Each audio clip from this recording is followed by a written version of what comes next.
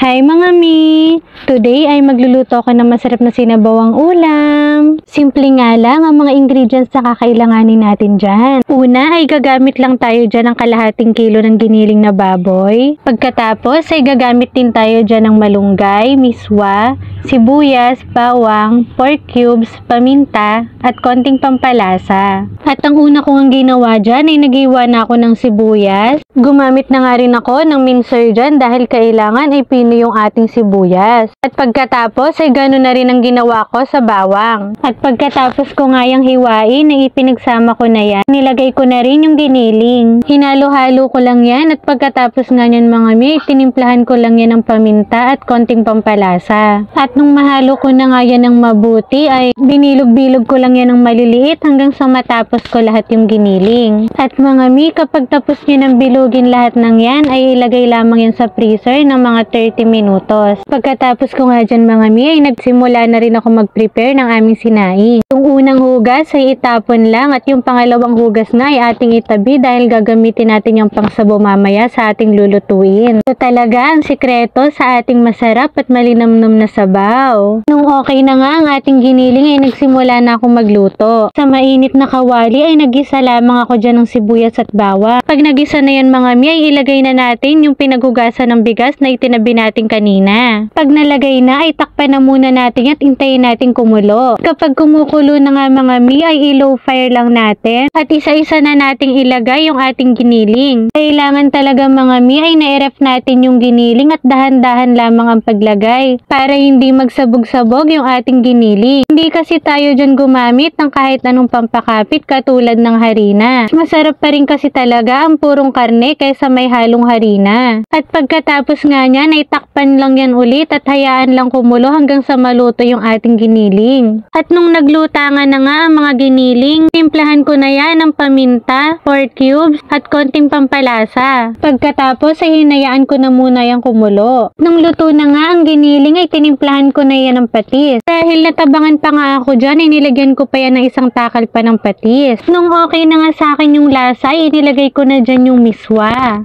Halu-haluin lamang yan ng mabuti. Pagkatapos ay ilalagay na rin natin yung mga malunggay.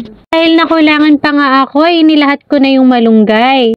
Pagkatapos nga niyan, saglit ko lamang yung pinakuluan dahil ayoko ma-overcook yung miswa. Eto na nga, luto na nga agad ang ating almondigas. At dahil hindi na nga ako makapag-intay ay ayan at sinimulan ko ng kainin. Gumawa na nga rin ako dyan ng sausawan na konting toyo at hinaluan ko ng chili garlic. Ito kasi talaga ang masarap na kapartner nitong almondigas. Try nyo na to mga mi dahil sobrang sarap talaga ng ulam na ito. O sige na mga mi, yun lang. Thank you for watching.